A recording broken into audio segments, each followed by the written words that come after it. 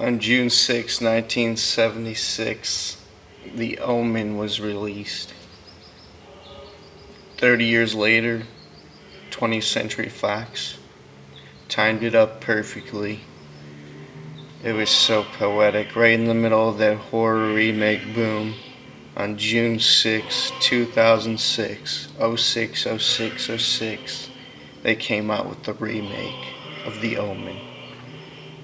And it fell on a Tuesday night, so I went to go and see it, right?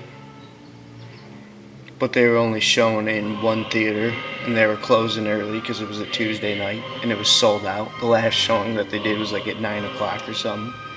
So I had to see The Da Vinci Code, another great movie, but I was pissed off because that was once in a lifetime thing. I blew off going to the party at Hell, Michigan. That was like a once in a lifetime, once a century party also. Anyway, back to the movie. If you're not familiar with it, the simple concept is the birth of the Antichrist coming in the form of a little boy. Now that doesn't sound that appealing, but if you've seen the original, it's the way it was filmed. If you're a horror fan, you could appreciate the beauty and the cinema and the bold and spectacular soundtrack that comes along with it and the great cinematography.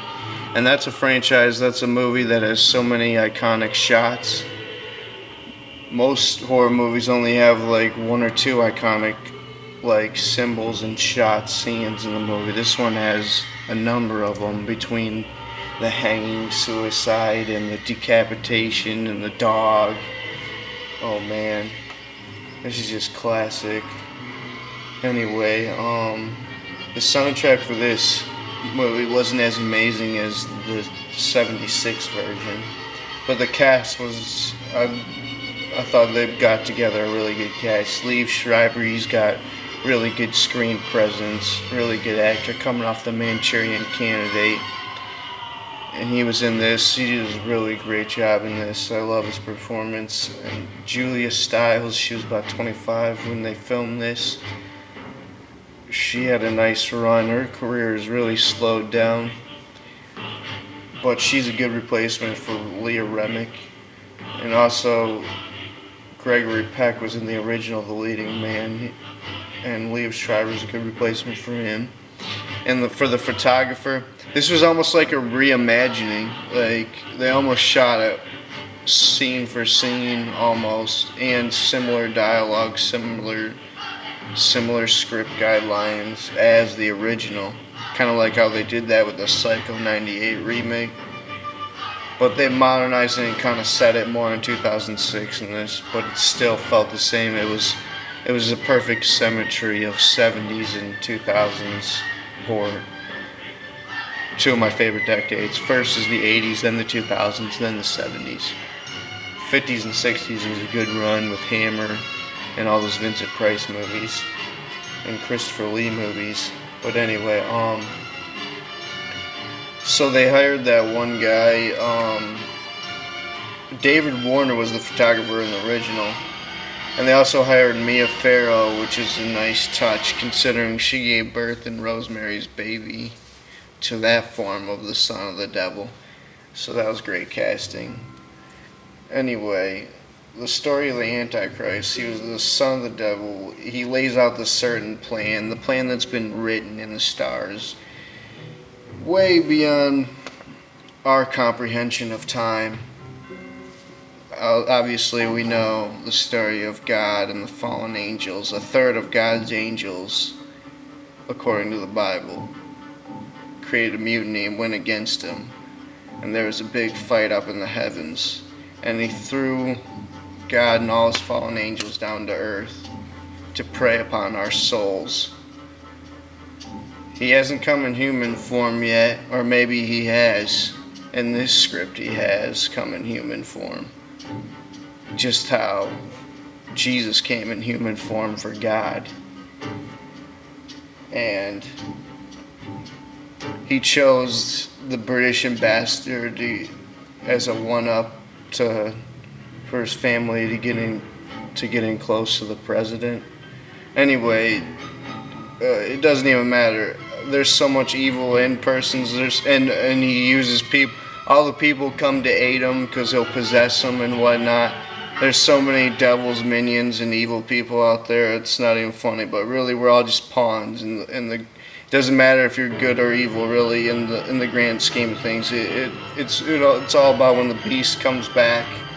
Judgment Day, the Apocalypse, Armageddon. That's going to be the Super Bowl of all matchups. God versus the devil on earth. We're all just pawns on the chessboard. Let it all play out. Let us slowly destruct the earth. Let mankind slowly destruct the earth through politics, pollution, and whatnot. And then the real fight's going to come between the devil and God. But we already know who's going to win. Christ, which is why most people are Christians, because they want to save their soul. But if you if you go for the devil, you get supernatural powers unbeknownst to man on earth. But you're sacrificing eternity in hell. Wow. I'm not trying to get any more deep. This is way over everyone's comprehension, even mine. Because we're not meant to know. We're just meant to live our useless existence of life, but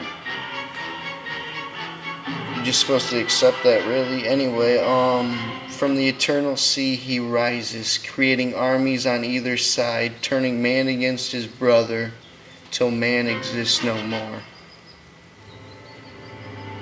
That poem couldn't sum up time and earth any more perfectly. Great cinematography, the nice architectural shots in this. The priest's death, definitely Damien's best death scene. He kills him Final Destination style through the will of our destiny of evil. And the priest, where like the lightning strikes the rod and it comes down, goes right through, is all just classic. And then they have to meet the deformed cloaked priests who led them to the cemetery. They helped give birth to the Antichrist. I don't know if they were Satanist priests or part of the church or how it worked exactly. And then they said something like his mother was a jackal. Then they dig up the grave and it's like a little jackal dog. I don't know, it's fucked up. There's a lot of ambiguous things, just like how the Bible is ambiguous. You don't know. It's your interpretation, you know. And they do the deformed cloaked priest, like I was saying, and they go to the cemetery. Oh, just so many dark, amazing shots in this. Instead of going overboard on special effects, they let the story play out, let the actors do what they do, and it did the architectural shots of Europe and Italy and London. It was great. And the girl's suicide death, great replica done of it. The flower pot, that scene's iconic. Then there's the flower pot fall scene where Leah Remake, Julia Stiles falls, where he tries to kill the mom. He starts off small. He killed their baby so he could be raised by him. Then he's going to kill the mom. And then he's going to gain everything that Thorn has and work his way up into the presidency. See, I haven't seen the sequels, Omen 2, Omen 3. Definitely plan on seeing those, but it goes step by step as in Jesus did in real life. And anyway, then the head chopped off, just as good as the original. The original's great, but this one's a little bit more gorier. The original didn't even have gore in it. It just showed the head propping off. Anyway, so many iconic scenes for one movie, like I was saying. Rating 9 out of 10 for sure. He possesses those who interfere or come in contact from his ultimate plan. And of course the Thorn character ends up getting killed at the last scene when he tries to sacrifice him and kill him at the end on the God's altar. Just classic. June 6, 2006, 6 years later, 2012, JBM. Those are my final thoughts. Love this horror remake.